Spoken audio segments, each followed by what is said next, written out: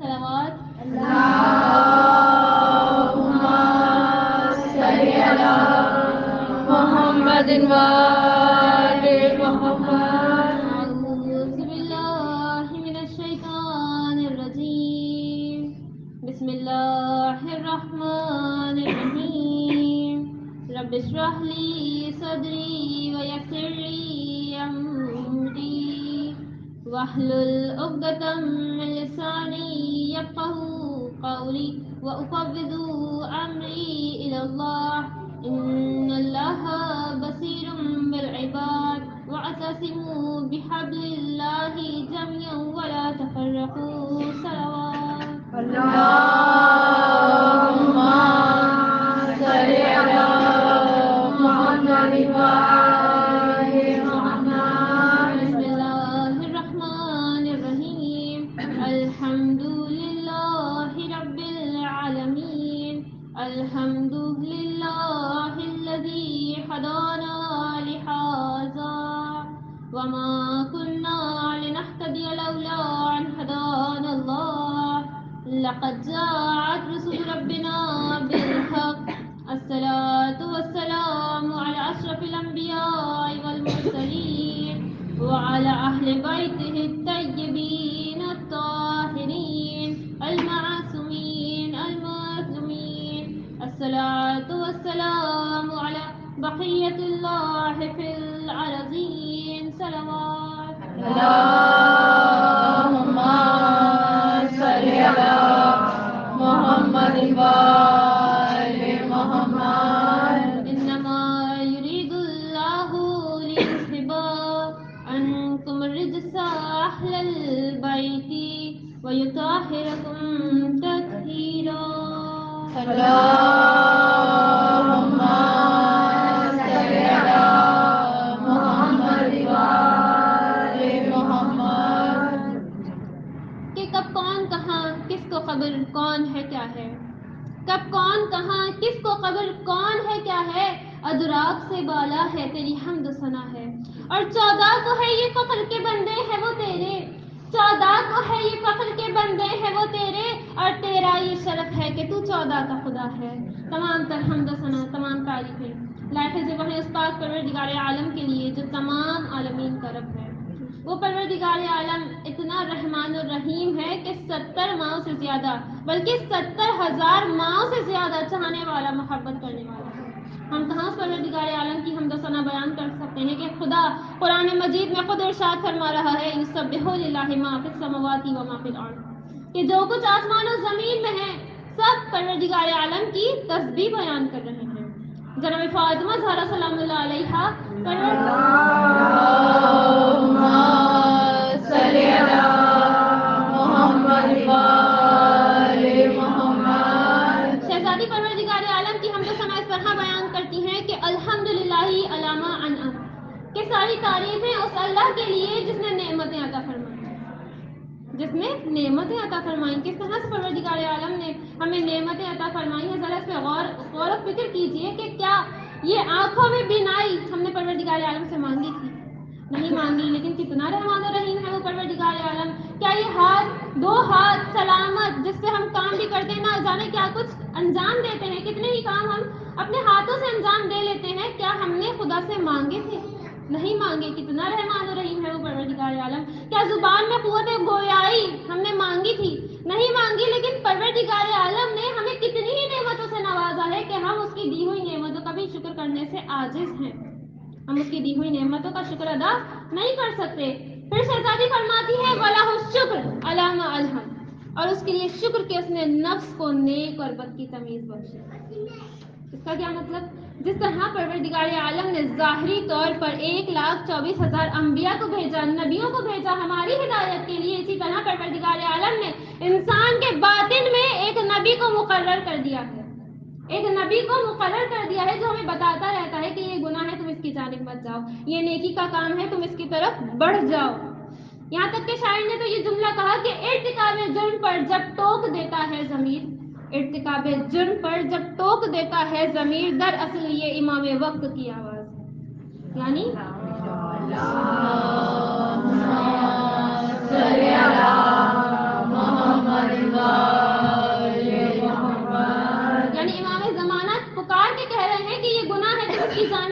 بڑھو. امام زمانہ بھی نہیں چاہتے کہ تم گناہ کی جانب بڑھو.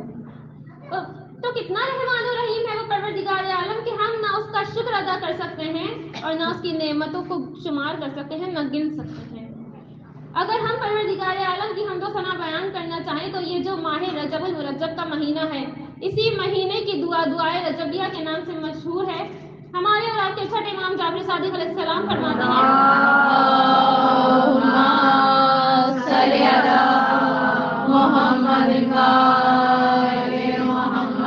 وفات الزنا میں یہ دعا موجود ہے اور ہر نماز کے بعد یہ دعا پڑھنے کی بہت زیادہ تاکید کی گئی ہے اور اس کا بہت زیادہ اجر و ثواب ہے. امام فرماتے ہیں یا من ارجو لکل خیر وعامل سخطہ عند کل شر، یا من یؤتی الکثیر بالقلیل، یا من یؤتی من سأل، یا من یؤتی من لم یسأل ومن لم یعرفه تحننا منه ورحمہ.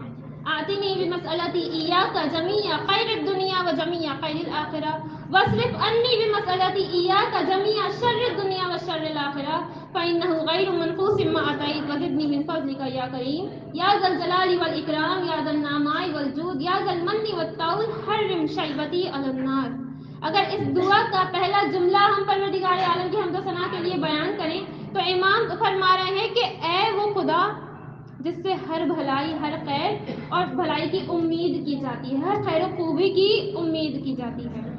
بعد از حمد و ثنا ہمارا بہترین سے بہترین درود و سلام ان ذوات مقدسہ کے لیے کہ جو وجہ تخلیق کائنات ہے، بالخصوص میرے وقت کے امام زمان علیہ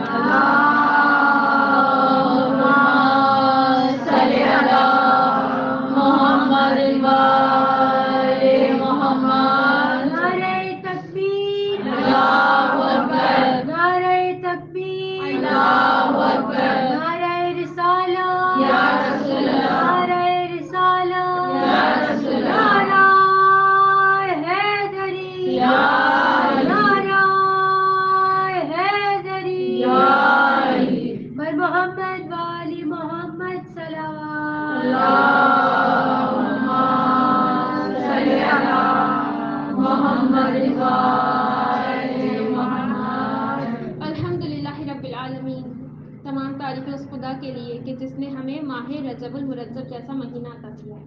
کتنے ہی لوگ ایسے ہیں جو پچھلے سال ہمارے درمیان میں موجود تھے لیکن اب ہمارے درمیان میں موجود نہیں ہے. تو خدا کا شکر ادا کرتے ہیں کہ خدایا تو نے ہمیں یہ ماہ رجب جیسا مہینہ عطا کیا. کون سا مہینہ؟ کوئی عام مہینہ نہیں ہے بلکہ اتنا خاص مہینہ ہے کہ اسے حرمت والا مہینہ کہا جاتا ہے. یعنی جنگ و جدال بھی اس مہینے میں حرام قرار دی گئی ہے. اتنا خاص مہینہ ہے کہ اس مہینے میں روزہ رکھنے کی اتنی فضیلت ہے کہ امام کے پاس بھی، اگر کسی بھی امام کے پاس ماہ رجب میں کوئی شخص آتا تو امام سب سے پہلا اس سے یہی سوال کیا کرتے کہ کیا تم روزے سے ہو. یعنی امام بھی چاہتے ہیں کہ کوئی شخص بھی اس ماہ میں، اس مہینے میں ثواب سے محروم نہ ہو جائے. اتنا بابرکت مہینہ ہے، اتنا عظیم مہینہ ہے کہ امام بھی چاہتے ہیں کہ کوئی شخص بھی، پروردگار عالم جو روزہ رکھنے پر انسان کو اجر دے گا تو انسان اس اجر سے محروم نہ رہ جائے، اس ثواب سے محروم نہ رہ جائے.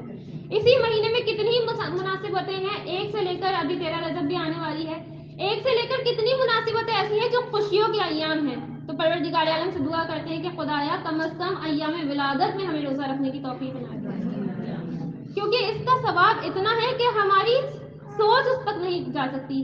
اس کا ثواب فقط اور فقط پروردگار عالم کی ذات جانتی ہے. اگر کوئی روزہ نہ رکھ سکے، کمزور ہو، بیمار ہو، بوڑھا ہو، نہ رکھ سکے تو پروردگار عالم نے اس کے لیے بھی اس مہینے میں انتظام کیا ہے کہ وہ اذکار پڑھے، ذکر پڑھے، تسبیحات پڑھے، کہ جب صدا آئے گی کہ اینا رجبیون، رجب میں عمال کرنے والے لوگ کہاں ہیں، تو ہم لبیک کہتے ہوئے بارگاہ خداوندی میں حاضر ہوں کہ بارے ہم وہ ہیں جو ماہ رجب میں لا الہ الا اللہ کثرت سے پڑھا کرتے تھے. ہم وہ ہیں جو لا الہ الا اللہ سبحانک انی کنت من الظالمین پڑھا کرتے تھے. ہم وہ ہیں جو کثرت سے آل محمد پر درود پڑھا کرتے تھے. تو کم از کم ہم ان ایام میں زیادہ سے زیادہ اگر روزہ نہیں رکھ سکیں، گھر کے کام کر رہے ہیں تو ان گھر کے کام کرتے کرتے ہی ہماری زبان چلتی رہے. ایسے نہیں کسی کو برا کہنے کے لیے نہیں، بلکہ ذکر پڑھتے ہوئے، پروردگار عالم کی تسبیح پڑھتے ہوئے ہماری زبان چلتی رہے، ہماری زبان تاکہ پاک و طاہر ہو. یہ 90 مہینے اتنے خاص ہیں کہ ہم نہیں جانتے. اسے ہمیں درک کرنا ہے. یہ مہینہ خدا کی خوشنودی حاصل کرنے کا مہینہ ہے. انسان اس مہینے میں خدا سے راز و نیاز کرے. اس مہینے کی جو برکتیں ہیں ہم نہیں جانتے کہ کتنا یہ بابرکت مہینہ ہے. درود پڑھیے محمد وآل محمد.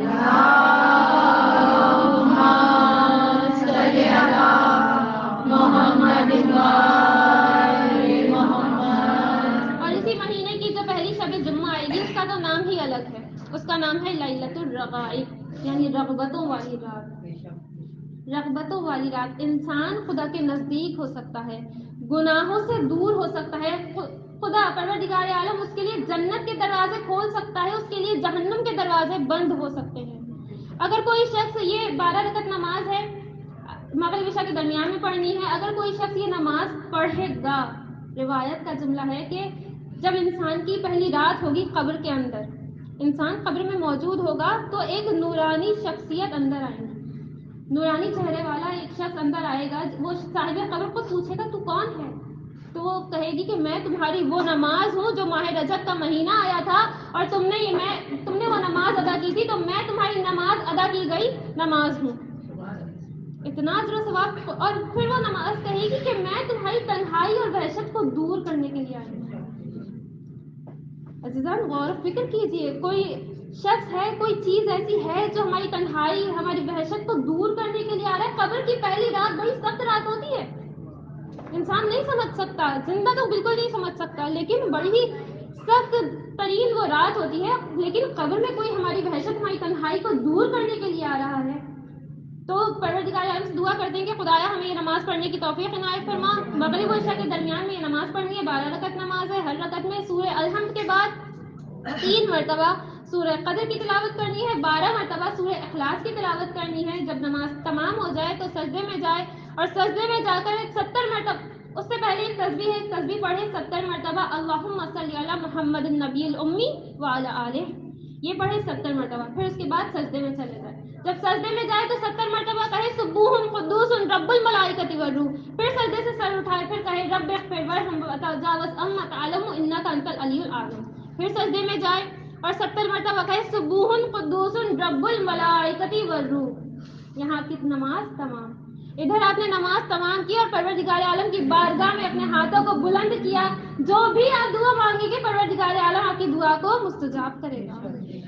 تو پروردگار عالم سے دعا کرتے ہیں کہ خدایا ہمیں یہ نماز پڑھنے کی توفیق عنایت فرما. ہمیں تو پروردگار عالم کا اتنا شکر ادا کرنا چاہیے کہ پروردگار عالم نے ہمیں وہ در عطا کیا ہے کہ جن کی سند خدا قرآن مجید میں دے رہا ہے، جو اتنے سچے ہیں، اتنے پاک ہیں، اتنے طاہر ہیں کہ خدا قرآن مجید میں ارشاد فرما رہا ہے یا ایھا الذین آمنوا اتقوا اللہ وکونوا مع الصادقین، کہ اے ایمان والو تقوی اختیار کرو، اللہ کا تقوی اختیار کرو اور صادقین یعنی سچوں کے ساتھ ہو جاؤ. خدا سے دعا کرتے ہیں کہ خدایا ہمیں ان سچوں کے ساتھ ہی محشور کرنا قیامت کے دن.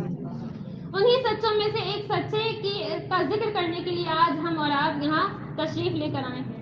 وہ ہمارے اور آپ کے 10ویں امام، امام علی نقی علیہ السلام.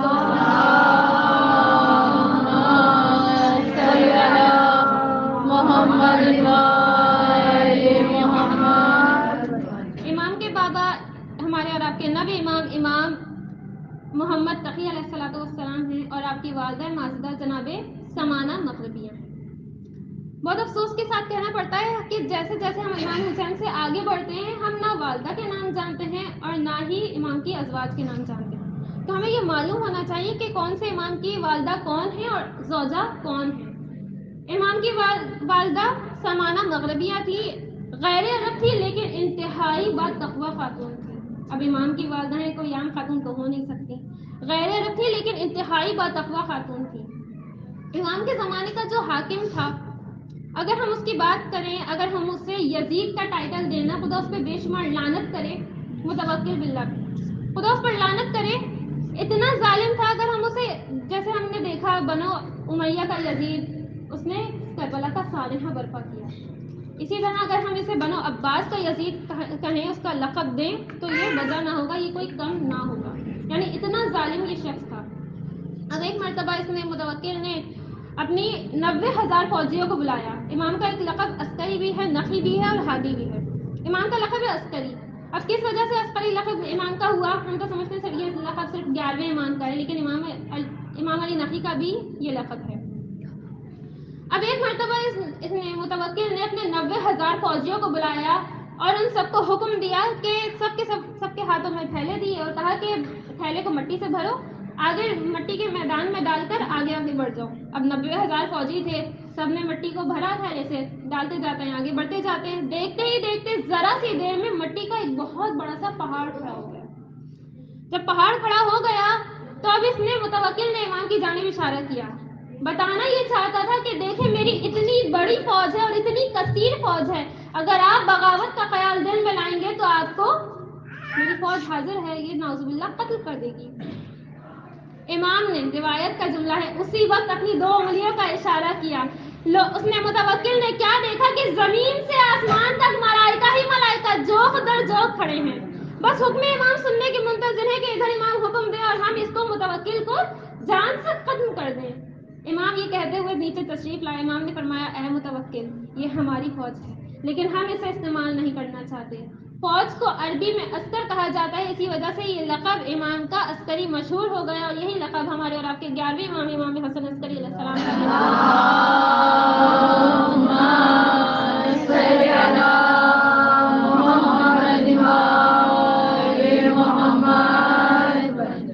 اب یہ ہر وقت یہی چاہتا رہتا تھا، ہر زمانے کے امام کے ساتھ جو ظلم ہوتے رہے وہ سب یہی چاہتے تھے کہ نعوذ باللہ امام کو نیچا دکھا دیا جائے، لیکن پروردگار عالم نے عزت دی تھی، کیسے کمی ہو سکتی تھی۔ اب ایک مرتبہ یہ حاکم ہے، کہیں بھی اپنی نشست گاہ بنوا سکتا ہے، اپنی بیٹھنے کی جگہ بنوا سکتا ہے۔ اب اس نے حکم دیا کہ میرے بیٹھنے کی جگہ ایک دار پہ بنائی جائے، دار یعنی درخت پہ بنائی جائے۔ اب درخت کو اچھے سے کاٹا گیا اور بہت ہی خوبصورت طریقے سے ممبر بنا دیا گیا، ممبر بنایا گیا اور اس درخت پہ خوبصورت آواز والے پرندوں کو ٹھہرایا گیا جن کی آواز بے حد سریلی تھی۔ بہت ہی خوبصورت پرندے تھے کہ جب وہ بولیں تو لوگ سنتے ہی چلے جائیں، لیکن ایک بولے تو مزہ آئے گا، جب سارے چیخ رہے ہوں پرندے تو کس کو مزہ آئے گا۔ اب خیر اس نے سوچا اس طرح سے تھا کہ بھائی تاریخ میں میرا نام لکھا جائے گا کہ ایک فلاں بادشاہ ایسا تھا، ایک حاکم ایسا تھا کہ جس نے دار پر اپنے لیے جگہ بنوائی تھی، اپنی نشست گاہ بنوائی تھی، میرا نام لکھا جائے گا، میری واہ واہی ہوگی۔ اب اس نے اپنے دن مقرر کیے ہوئے تھے کہ کبھی تخت کے ممبر پہ بیٹھا کرتا تھا اور کبھی اسی دار پہ آ کر بیٹھا کرتا تھا۔ اب جب اس کا ممبر بنایا گیا دار پہ، اب یہ آیا، آ کر بیٹھا، جیسے ہی آ کر بیٹھا تو وہ جو سریلی آواز والے پرندے، اب پروردگار عالم بھی جب چاہتا ہے نا کہ کسی کی قدر و منزلت دکھائے، اس کی عزت کروائے، رسوائی کروائے، تو اس کے ہی کام کے کیے ہوئے ذریعے سے ہی اس کا انجام دکھا دیتا ہے۔ اب یہ جیسی دار پر آ کر بیٹھا، وہ جو سریلی آواز والے پرندے تھے آپس میں انہوں نے چیخنا شروع کیا، اتنی زور زور سے چیخ رہے ہیں، لڑ رہے ہیں آپس میں بہت زیادہ زور زور سے۔ اب نہ متوکل کی آواز لوگ سن پاتے، نہ لوگوں کی آواز متوکل سن پاتا کہ وہ کیا سوال کر رہے ہیں، کچھ بھی سمجھ میں نہیں آتا۔ اسی طرح ذلیل و رسوا ہو کر وہ وہاں سے چلا جاتا۔ اب یہی ہوتا رہا، فوراً یہاں سے نکل کر ذلیل و رسوا ہو کر عاجز ہو کر فوراً یہاں سے چلا جایا کرتا تھا۔ اب اسی دار پہ بیٹھنے کا موقع ہمارے اور آپ کے امام نفی کو ملا۔ اب ادھر امام تشریف لے کر آئے ہیں، جیسے ہی امام تشریف لے کر آئے، دار پر تشریف رکھی، پرندے موجود ہیں، بیٹھے ہوئے ہیں، لیکن کسی بھی پرندے نے چوں تک کی آواز نہیں نکالی۔ لوگ موجود ہیں، امام سے سوال کر رہے ہیں، امام سوالوں کے جواب دے رہے ہیں، آرام سے مقام چل رہا ہے، لوگ باتیں کر رہے ہیں، مزہ آ رہا ہے لوگوں کو۔ پرندوں نے، کسی ایک پرندے نے بھی چوں تک کی آواز نہیں نکالی۔ اب پرندے ہیں، انہیں بھی معلوم ہے، امام کی معرفت ہے کہ یہ مقام امام ہے، ہمیں امام کے سامنے خاموش رہنا ہے۔ ضرورت پڑی محمد والی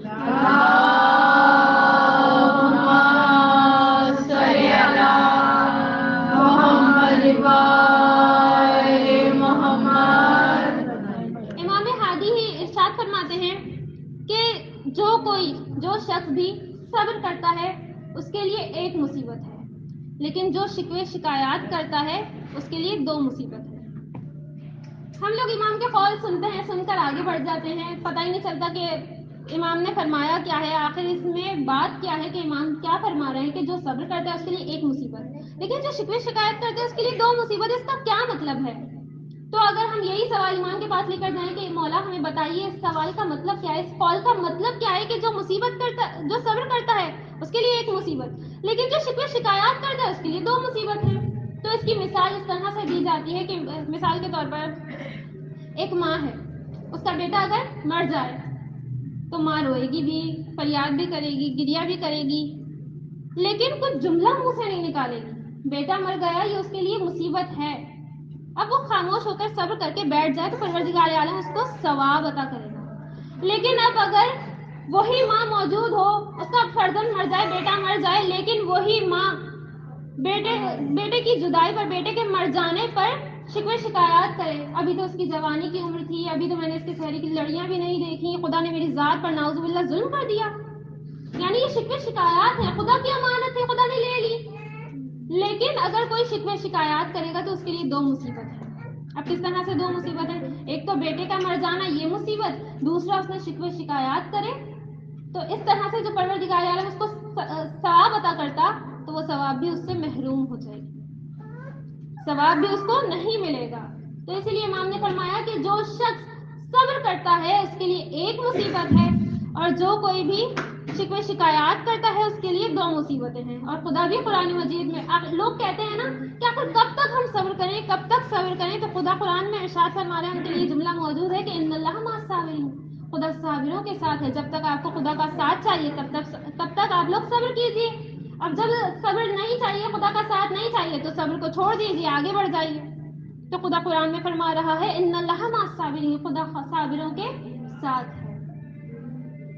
حضرت امام حسین، اگر ہم امام ہادی کی بات کریں تو یہ امام ہادی جو ہمیں درس دے رہے ہیں کہ صبر کرو، تو کیا امام ہادی نے خود صبر نہ کیا ہوگا؟ ہم نے صبر کی معراج کربلا میں دیکھی، امام حسین کو ہم نے نہیں دیکھا کبھی انہوں نے شکوہ شکایت کی ہو کہ بار الہا میرا نوجوان علی اکبر مجھ سے جدا ہو گیا، ہم نے کہتے ہوئے نہیں سنا امام حسین کو کہ بار الہا میرا ننھا شہزادہ علی اکبر بھی مجھ سے جدا ہو گیا۔ اور امام حسین کے ہی فرزند امام ہادی ہیں جو ہمیں صبر کا پیغام دے رہے ہیں، جو ہمیں بتا رہے ہیں کہ صبر کرنے کا کتنا اجر و ثواب ہے۔ عزاداران امام حسین امام زمانہ آج پرسہ لینے کے لیے یہاں آئے ہوئے ہیں، شہزادی فاطمہ زہرا اپنے پوتے کا پرسہ لینے کے لیے یہاں موجود ہے۔ عزاداران امام حسین، امام ہادی کی ایک مصیبت یہ ہے کہ امام کو دربار میں بلایا گیا اور شراب کی پیشکش کی گئی جو کہ حرام ہے۔ امام نے فرمایا میں شراب نہیں پیتا، امام نے فرمایا میں شراب نہیں پیتا، بس عزاداران امام حسین مصیبتیں اور بڑھتی چلی گئیں، بس عزاداران امام حسین ایک وقت ایسا آیا کہ امام مصلی عبادت پر موجود تھے، ارے بنا اجازت کچھ لوگ گھر میں داخل ہوئے، ارے امام مصلی عبادت پر تھے، ارے اسی حالت میں امام کو قید کر لیا گیا، ارے امام کو زہر سے مسموم کیا گیا۔ میں ہاتھ جوڑ کے کہوں یا امام ہادی، آپ کے گھر میں کچھ لوگ بنا اجازت تو داخل ہوئے لیکن آپ کے گھر میں آگ تو نہ لگائی گئی، یا امام ہادی آپ کے سامنے آپ کی والدہ کے منہ پر تماچا تو نہ مارا گیا، ارے ذرا مدینے کی جانب دیکھیے دختر رسول پر کتنے مظالم ڈھائے گئے، ارے شہزادی فرماتی ہے بابا مجھ پر اتنے مصائب پڑے، اگر روشن دنوں پر پڑتے تو سیاہ رات میں تبدیل ہو جاتے۔ بس عزاداران امام حسین، امام حسن السعید نے اپنے بابا کا غسل و کفن کیا، ارے پہرا اس قدر تھا کہ گھر میں ہی امام کو دفنایا گیا۔ عزاداران امام حسین میں ہاتھ جوڑ کے کہوں یا امام ہادی آپ پھر بھی خوش نصیب ہیں، ارے آپ کی بہن نے 70 قدم کی دوری پہ آپ کا گلا کرتے ہوئے تو نہ دیکھا، ارے عزاداران امام حسین کتنا بڑا اتفاق ہے، کربلا میں امام حسین کی بہن کا نام بھی زینب، ارے امام نقی کی بہن کا نام بھی زینب ہے۔ میں ہاتھ جوڑ کے کہوں یا بیوی، یا شہزادی بنت امام محمد نقی، ارے آپ نے اپنے بھائی کو زہر سے مسموم ہوتے ہوئے دیکھا، ارے الٹیاں کرتے ہوئے دیکھا، لیکن اپنے بھائی کا سر تن سے جدا ہوتے ہوئے تو نہ دیکھا۔ یا شہزادی آپ نے اپنے بھائی کو کفن میں لپٹا ہوا دیکھا،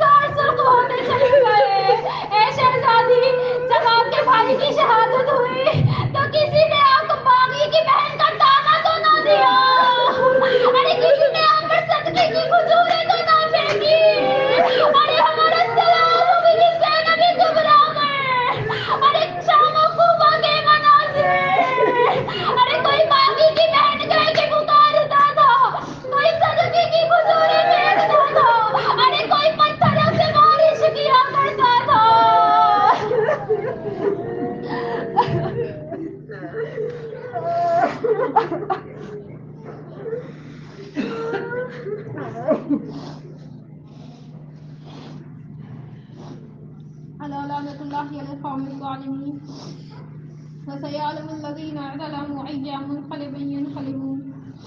ہماری قریب سی عبادت کو اپنی بارگاہ میں قبول فرمانا، ہمارے آنسو پر مال فاطمہ زہرا میں جگہ دینا، بارالہ جلد از جلد جنت البقیع کی تعمیر ہو جائے، ہمارے اور آپ کے وقت کے امام کے ظہور میں تعجیل ہو جائے، بارالہ ہمیں اور آپ کو ہم سب کو امام زمانہ کے لشکر میں ناصر و اعوان میں شامل فرمانا. ربنا تقبل منا انك انت السميع العليم برحمتك يا ارحم الراحمين.